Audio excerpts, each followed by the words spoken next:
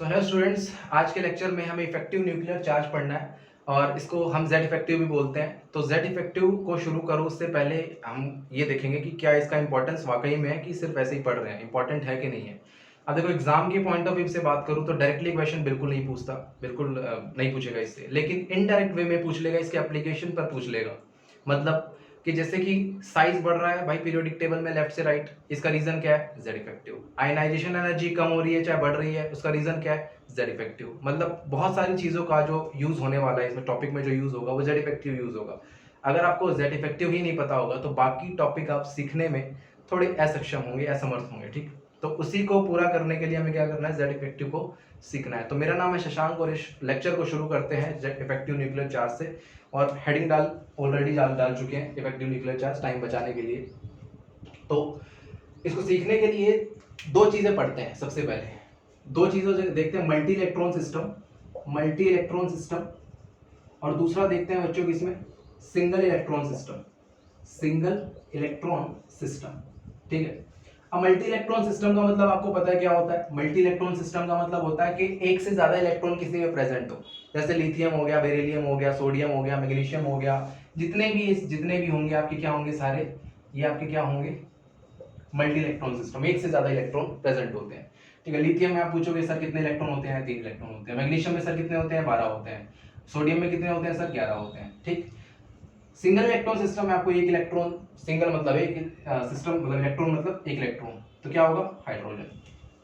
ठीक है। या हाइड्रोजन लाइक स्पीशीज जितने भी होते हैं, जैसे He+ हो गया, Li2+ हो गया, ठीक है, वो आपके क्या होंगे? हाइड्रोजन लाइक स्पीशीज होंगे। अब इसमें दो तरीके से हम पढ़ेंगे जेड इफेक्टिव। एक इसमें पढ़ेंगे उसका क्या रोल होगा जेड इफेक्टिव का, इसमें क्या होता है जेड इफेक्टिव का मतलब। ठीक है। और दूसरा सवाल मेरे दिमाग में ये आता है कि यार न्यूक्लियर चार्ज ना बोल के इफेक्टिव न्यूक्लियर चार्ज क्यों बोला उसको? भाई न्यूक्लियर चार्ज भी बोल सकते थे, न्यूक्लियस का चार्ज क्या हो? Nuclear charge. उसको न्यूक्लियर चार्ज ना बोल के इफेक्टिव न्यूक्लियर चार्ज बोल रहे हैं। तो इन सभी सवालों के जो जवाब हैं इस आज के लेक्चर में आपको मिलेंगे कि ऐसा क्यों होता है। तो सबसे पहले हम जो सीखेंगे वो क्या सीखेंगे? मल्टी इलेक्ट्रॉन सिस्टम में। ठीक है। तो मैं इसको सिंगल इलेक्ट्रॉन सिस्टम को थोड़ी देर के लिए हटा देता हूँ इस तरीके से, और ये लेता हूँ। ठीक है। अब एक एग्जांपल से समझते हैं। एग्जांपल लेता हूँ, सपोज करो कि इसका सोडियम का ले लेता हूँ। चलो सोडियम का ले लेता हूँ। इसका इलेक्ट्रॉनिक कॉन्फ़िगरेशन लिखता हूँ। 11 आपका एटॉमिक नंबर होता है। इलेक्ट्रॉनिक कॉन्फ़िगरेशन लिखोगे 1s2 2s2 2p6 and 3s1, ये होता है आपका। अब मैं पूछूंगा भाई n में प्रिंसिपल क्वांटम नंबर जब n होगा तो इसमें इलेक्ट्रॉन कितने होंगे? 2। ठीक है, 2 इलेक्ट्रॉन होंगे। जब n इक्वल टू 2 होगा तो कितने होंगे? देखो 2 में ये 2 ये 2, मतलब कितने इलेक्ट्रॉन है? 8 इलेक्ट्रॉन्स। तो 8 इलेक्ट्रॉन्स होंगे। n की वैल्यू जब 3 होगी तो कितने इलेक्ट्रॉन होंगे? सिंगल इलेक्ट्रॉन होगा, तो 1 इलेक्ट्रॉन होगा। ठीक। 8 2 10 और 1 11, 11 इलेक्ट्रॉन हमने भर दिए। अब ये ड्रॉ करते हैं, हम ऑर्बिट्स बनाते हैं। देखो कैसे, इस तरीके से। देखो 11 प्रोटॉन मैंने भर दिए सोडियम के इस तरीके से। ठीक है। ये मैंने बनाया n की वैल्यू 1 होगी, ये बनाया मैंने n की वैल्यू 2 होगी, ये बनाया मैंने n की वैल्यू 3 होगी। ठीक है। अब इस तरीके से मैंने बना दिया। अब इसके अंदर जल्दी से मैं फटाफट से लिख देता हूँ। ये देखो n की वैल्यू 1 है, n की वैल्यू 2 है, n की वैल्यू 3 है। ठीक। क्या है आपके? n की वैल्यू 1 2 और 3। ये आपको क्या लिख दिया? 1 लिख दिया, ये 2 लिख दिया, 3। अब जल्दी से बता दो फटाफट से, जब n की वैल्यू 1 होगी तो कितने इलेक्ट्रॉन? 2 इलेक्ट्रॉन। n की वैल्यू 2 होगी तो कितने इलेक्ट्रॉन? 2 3 4 5 6 7 8 इलेक्ट्रॉन। 3 n की वैल्यू 3 होगी तो कितना होगा? 1 इलेक्ट्रॉन। ठीक है। अब देखो सबसे पहले मैं इसकी डेफिनेशन लिखता हूँ। इफेक्टिव जेड इफेक्टिव की जो डेफिनेशन होती है वो क्या होती है? जेड इफेक्टिव की जो डेफिनेशन होती है, द नेट चार्ज, ध्यान देना, net charge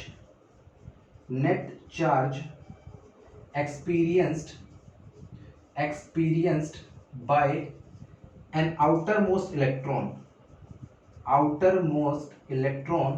is called effective nuclear charge। क्या बोलते हैं बच्चों? इफेक्टिव न्यूक्लियर चार्ज बोलते हैं उसको। ठीक है। अब देखना यहां पर, अब इसमें से आउटर मोस्ट, सबसे पहले क्या? Outer most electron. ये देखो सबसे बाहर वाला इलेक्ट्रॉन क्या बोलते हैं बच्चों? उसको आउटर मोस्ट इलेक्ट्रॉन। ये कौन सा इलेक्ट्रॉन है? आउटर मोस्ट इलेक्ट्रॉन, सबसे बाहर वाला। अब अंदर ये बाहर वाला होगा, राइट, न्यूक्लियस के बाहर है ना, ये बाहर की तरफ है। और जो अंदर वाले होंगे उसको क्या बोलेंगे? उनको बोलेंगे inner most electron. Inner most electron बोलेंगे उनको। ठीक, ये आउटर मोस्ट इलेक्ट्रॉन। अब बोल क्या रहा है? देखो डेफिनेशन पढ़ो, the net charge experienced by an outermost electron is called effective nuclear charge. अब देखो ये 11 प्रोटॉन है, इसके पास प्लस चार्ज होगा। भाई प्रोटॉन लेकर बैठा है, प्रोटॉन पे कौन सा चार्ज होता है? प्लस चार्ज होता है। अब ये प्लस चार्ज जो होगा ये इलेक्ट्रॉन है नेगेटिव चार्ज वाले, अट्रैक्शन करेगा, नेगेटिव पॉजिटिव का अट्रैक्शन होगा। तो जितना भी अपना अट्रैक्शन ये आउटर मोस्ट वाले को लगाएगा, जितना भी अट्रैक्शन इस आउटर मोस्ट वाले को लगाएगा, ठीक है, वो उसका न्यूक्लियर चार्ज होगा। तो इफेक्टिव न्यूक्लियर चार्ज क्या है? इफेक्टिव न्यूक्लियर चार्ज पे भी आते हैं। देखो इफेक्टिव न्यूक्लियर चार्ज को समझने के लिए आपको लिखता हूँ क्या, जेड इफेक्टिव को जेड माइनस क्या होता है सिग्मा, ये क्या होता है शील्डिंग कांस्टेंट। अब देखो ध्यान से समझना इस चीज को, शील्डिंग कांस्टेंट। अब एक चीज देखना, जब 11 प्रोटॉन इस इलेक्ट्रॉन पर, 11 प्रोटॉन जब आउटर मोस्ट इलेक्ट्रॉन पर अपना जो भी चार्ज लगा रहे होंगे, जो भी चीज है, ठीक है, प्लस वाला अट्रैक्शन जब हो रहा होगा, तो जब ये अंदर आने की कोशिश करेगा, भाई पॉजिटिव चार्ज इलेक्ट्रॉन को खींचेगा, ये कहाँ जाना चाहेगा, ये स्लाइटली अंदर की तरफ जाना चाहेगा, ठीक है, अंदर जाना चाहेगा। अब जैसे ये इलेक्ट्रॉन अंदर की तरफ जाएगा, तो ये अंदर बैठे हुए इलेक्ट्रॉन है, अब ये क्या बोलेंगे, तुम बाहर बैठकर एक इलेक्ट्रॉन हो, तुम बाहर बैठ के जब अंदर आ सकते हो, तो हम भी तो इतने सारे इलेक्ट्रॉन है, हमको भी तो चाहिए वो चार्ज। ये चार्ज जो इस पर लग रहा है, क्या ये वाला चार्ज इन पे नहीं लगेगा? क्या लगेगा? वैसे ही जैसे ये इलेक्ट्रॉन अंदर आने की कोशिश करेंगे, ये 8 इलेक्ट्रॉन बगावत कर देंगे, ठीक है, क्या कर देंगे, बगावत कर देंगे, बोलेंगे कि तुम एक इलेक्ट्रॉन, हम इतने सारे इलेक्ट्रॉन हैं, हम तुम्हें अंदर आने नहीं देंगे, ठीक है। तो क्या करता है, इसको भगा देता है, दूर भेजने की कोशिश करता है। कैसे भेजेगा, ये जितना भी देखो इलेक्ट्रॉन अंदर आया, इलेक्ट्रॉन इलेक्ट्रॉन इनके बीच में क्या होने शुरू हो जाता है, इलेक्ट्रॉनिक इलेक्ट्रॉनिक रिपल्शन, इनके बीच में क्या होता है, इलेक्ट्रॉन इलेक्ट्रॉन रिपल्शन, रिपल्शन। मतलब जितना चार्ज इसको लगाना था, जितना चार्ज इसने लगाया इस पर, और जितना चार्ज लगाने के बाद जितना अंदर आना चाहिए था, उतना नहीं आ पाया। भाई साहब जितना चार्ज, जितना सोचकर इसने चार्ज इस पर लगाया था अपना, जितना अट्रैक्शन होना चाहिए था, उतना नहीं आया, नहीं हुआ। क्यों? क्योंकि ये अंदर आने की जब कोशिश कर रहा था, तो अंदर बैठे हुए इलेक्ट्रॉन इस आउटर वाले इलेक्ट्रॉन को भगा रहे थे कि तुम जाओ, हमारा भी नेगेटिव है, तुम्हारा भी नेगेटिव है, बेमतलब में लड़ाई होगी। तो उस लड़ाई को रोकने के लिए, उस इलेक्ट्रॉनिक रिपल्शन को रोकने के लिए इलेक्ट्रॉन क्या होगा, अंदर ना आके थोड़ा सा और बाहर चला जाता है। मतलब ओवरऑल जितना अंदर आना चाहिए था उतना नहीं आता है, उस रिपल्शन को मिनिमाइज करने के लिए थोड़ा दूर ही रहता है, ठीक है। अब इसको मैं कंक्लूड कर देता हूं कि मैंने बोला क्या है पूरा, ठीक है। अब ध्यान से देखना, इसने इस पर चार्ज लगाया, ये अंदर आने की कोशिश किया, लेकिन इन वाले इलेक्ट्रॉन ने एक तरीके से क्या किया, इस इलेक्ट्रॉन को इसके पास आने से रोका। इस पर देखो, ये वाला इलेक्ट्रॉन को अंदर आने से रोक रहे हैं ये वाला इलेक्ट्रॉन, इनर मोस्ट इलेक्ट्रॉन। इसी को क्या बोला जाता है, शील्डिंग बोला जाता है, शील्डिंग इफेक्ट बोलते हो आप इसको, ठीक है। स्क्रीनिंग इफेक्ट भी बोला जाता है इसको। शील्डिंग इफेक्ट क्या होता है, देखो स्क्रीनिंग और शील्डिंग एक ही चीज होती है, वो इनर वाले इलेक्ट्रॉन करते हैं, ठीक है। कैसे करते हैं, आउटर मोस्ट इलेक्ट्रॉन पर लगाते हैं अपना स्क्रीन, ठीक। मतलब जब ये इलेक्ट्रॉन अंदर आ रहा होगा तो ये स्क्रीन कर रहा होगा, ठीक है, स्क्रीन कर रहे होंगे। मतलब ये चार्ज इधर भी जा रहा होगा, इधर भी जा रहा होगा, इधर भी जा रहा होगा, इधर भी जा रहा होगा, सब पे जा रहा होगा, ठीक। तो ये अंदर आने की कोशिश करेंगे लेकिन आने नहीं देंगे। क्यों? क्योंकि इन इनर इलेक्ट्रॉन्स का शील्डिंग है, और वही निकाला जाता है इससे, ठीक। मतलब Z इफेक्टिव निकालने के लिए जो टोटल चार्ज था, मतलब ये 11 प्रोटॉन का जितना भी चार्ज था जो आउटर मोस्ट इलेक्ट्रॉन पे लग रहा था, उतना नहीं लगता। कितना नहीं लगता, जितना ये पी जाएंगे, जितना ये चार्ज पी जाएंगे उतना ही चार्ज इसको कम मिलेगा। तो इसलिए मैंने सिग्मा से माइनस किया है, ठीक है। टोटल है ये, टोटल चार्ज। Z क्या है, टोटल न्यूक्लियर चार्ज, ठीक। अब देखो जितने ज्यादा इलेक्ट्रॉन्स होंगे, जितने ज्यादा अंदर इलेक्ट्रॉन्स होंगे, उतने ही ज्यादा क्या होगा, रिपल्शन होगा, और उतना ही ज्यादा आउटर मोस्ट इलेक्ट्रॉन को दूर भेजेंगे वो, राइट। तो जितना ज्यादा इलेक्ट्रॉन होंगे उतना ही क्या होगा, उतना क्या होगा, इफेक्टिव न्यूक्लियर चार्ज क्या होगा, बोलो भाई। टोटल न्यूक्लियर चार्ज अगर बढ़ गया, अगर शील्डिंग कांस्टेंट आपका क्या हो गया, ज्यादा बढ़ गया, तो ये भी तो कम हो जाएगा कि नहीं हो जाएगा। तो Z इफेक्टिव भी कम हो जाएगा कि नहीं हो जाएगा, बिल्कुल हो जाएगा, Z इफेक्टिव कम हो जाएगा। अब देखो होता क्या है, अब मैं आपको एक एग्जांपल लेता हूँ भाई। 100 नंबर का पेपर होता है, 100 नंबर का पेपर होता है। अब मान लो किसी के 80 नंबर आ गए, तो उसका इफेक्टिव मार्क्स कितने हो गए, 80 मार्क्स हुए, ठीक है। अगर मैं इसको निकालना चाहूँ कि भाई 80 मार्क्स आए हैं, आपका इफेक्टिव नंबर, कितने मार्क्स का पेपर था, 100 मार्क्स का पेपर था, कम कट कितने गए, 20 कट गए। किसकी वजह से कट गए, किसकी वजह से कट गए, आपको नहीं आता था। तो ये जो 20 है किसकी वजह से कटते हैं, ये आपका जो शील्डिंग कांस्टेंट है किसकी वजह से हो रहा है, ये इनर वाले, जो जितने ज्यादा इलेक्ट्रॉन होंगे अंदर उतना ही ज्यादा क्या होगा आपका जितना ज्यादा आपका शील्डिंग कांस्टेंट होगा उतना ही कम Z इफेक्टिव होगा, ठीक। अब Z इफेक्टिव कम होने से क्या होगा क्या नहीं होगा, तो सारी बातें हम लोग करेंगे, ठीक है। अब इसको मैं रब करता हूँ, ठीक है, इसको रब करता हूँ 1 2 3, चलो। तो हमने एक चीज सीखी है कि जब भी हम मल्टी इलेक्ट्रॉन सिस्टम की बात करेंगे, जेड इफेक्टिव वो होता है जो आउटर मोस्ट इलेक्ट्रॉन पे लगता है, और कितना लगता है वो लगता है जब इससे पता चलता है, इस इक्वेशन से, ठीक है। जेड इफेक्टिव उतना होगा जितना आपका शील्डिंग कांस्टेंट कम या ज्यादा होगा, उससे हम निकाल लेंगे, ठीक है। अब देखो इससे एप्लीकेशन क्या होने वाला है। अब यहां से हमें एक चीज पता चली कि भाई जेड इफेक्टिव या फिर यूं कह लो कि सिग्मा इंक्रीजेस और इनर इलेक्ट्रॉन्स इंक्रीजेस। अगर इनर इलेक्ट्रॉन बढ़ गए, सिग्मा बढ़ गया, तो ये क्या करेगा, कम वैल्यू आएगी ना इसकी। भाई आपके नंबर अगर बढ़ गए, मतलब जितने कटने वाले जो नंबर है वो ज्यादा बढ़ गए, तो आपके मार्क्स भी कम हो जाएंगे, है कि नहीं। तो मार्क्स कम हो गए तो जेड इफेक्टिव क्या हो जाएगा, कम हो जाएगा। तो ऐसे बोल सकते हो जेड इफेक्टिव क्या हो जाएगा आपका, डिक्रीजेस, ठीक।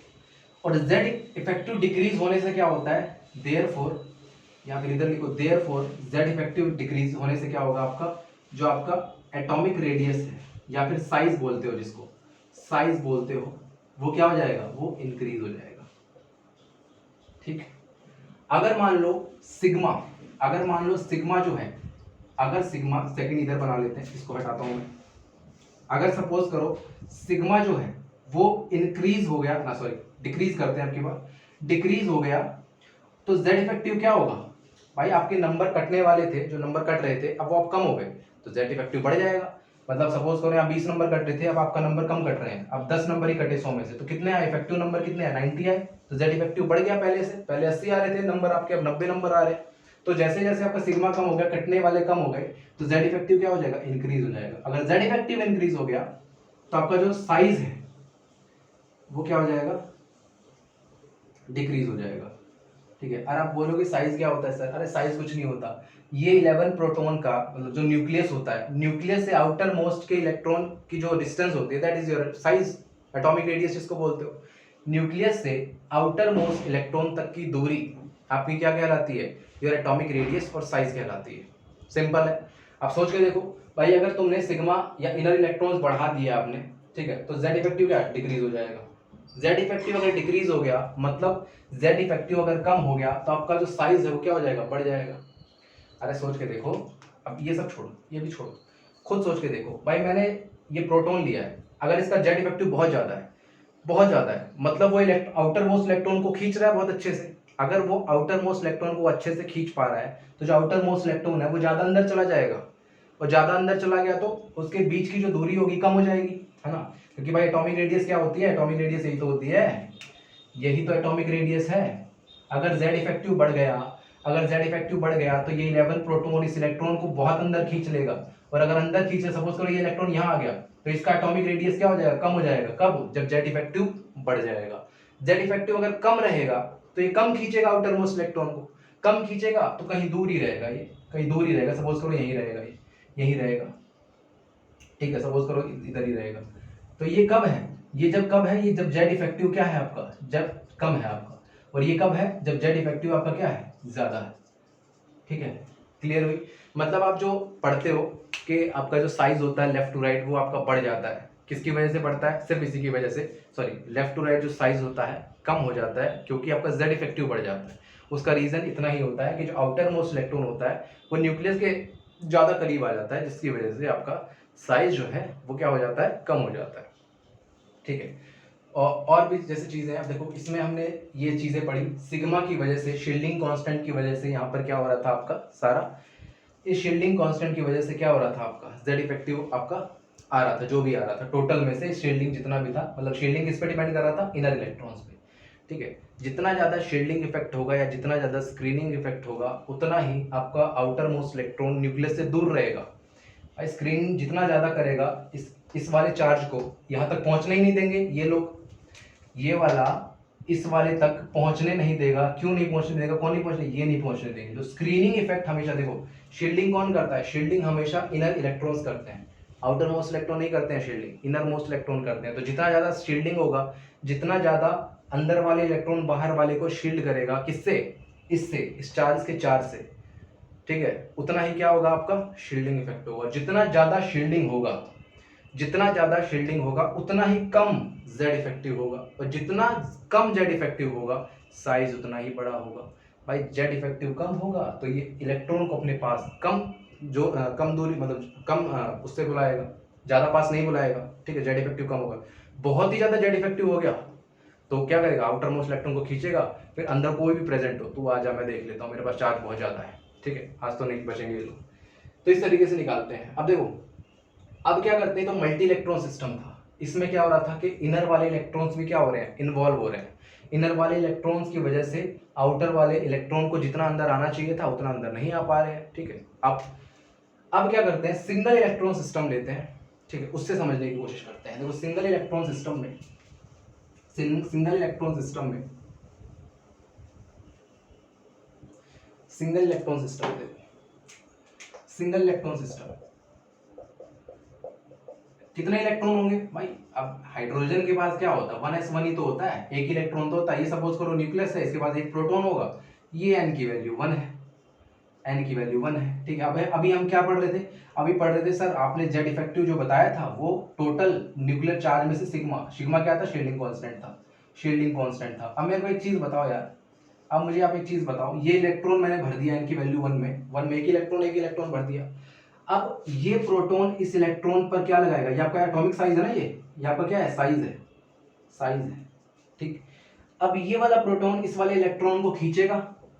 अब यही आउटर मोस्ट इलेक्ट्रॉन है, यही इनर मोस्ट इलेक्ट्रॉन है, ठीक है। अब इसमें ना ही इसके अंदर वाले तो कोई है नहीं ना, अंदर वाले तो कोई है ही नहीं, तो इसके अंदर शील्डिंग कांस्टेंट की वैल्यू क्या हो जाएगी, 0 हो जाएगी।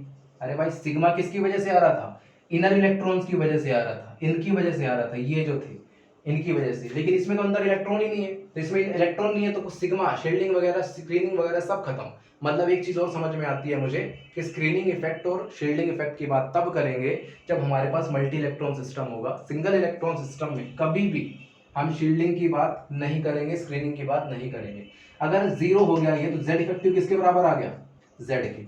मतलब जितना चार्ज ये लगना चाहिए था उतना ही लगा रहा है, जितना चार्ज इसको इस पर लगाना चाहिए था उतना ही लगा रहा है, कम नहीं लगा रहा है, ठीक है। लेकिन मल्टी इलेक्ट्रॉन सिस्टम में जितना चार्ज इसको लगाना चाहिए था लगा नहीं पा रहा था, क्यों, क्योंकि उसमें शील्डिंग कांस्टेंट सिग्मा की वैल्यू आ चुकी थी, ये इसकी वजह से जेड इफेक्टिव कम हो जा रहा था, ठीक है। टोटल न्यूक्लियर चार्ज जो था वो आपका इसमें से माइनस करके आ रहा था, यहाँ सिग्मा 0 है तो जितना जेड इफेक्टिव होगा उतना ही टोटल न्यूक्लियर चार्ज, या टोटल न्यूक्लियर चार्ज जितना होगा उतना ही जेड इफेक्टिव होगा, ठीक है। इतनी चीज समझ में आई कि किस तरीके से मल्टी इलेक्ट्रॉन सिस्टम में और सिंगल इलेक्ट्रॉन सिस्टम में हम लोग जेड इफेक्टिव को देखते हैं, ठीक है। अब अगर ये चीज समझ आई आपको तो नेक्स्ट में हमें साइज का भी आप कर लोगे, साइज किस तरीके से लेफ्ट टू राइट घटता है, जेड इफेक्टिव से निकाला जाता है। बाकी और जो है आयनाइजेशन एंथैल्पी क्या होती है, साइज का किस तरीके से वेरिएशन होता है, atomic radius, covalent radius, metallic radius क्या होती है, सारी चीज़ें हम नेक्स्ट क्लास में डिस्कस करेंगे। अभी तक आपको समझ में आया तो इसको लाइक करें, सब्सक्राइब करें और दोस्तों के साथ शेयर करें। Thank you so much.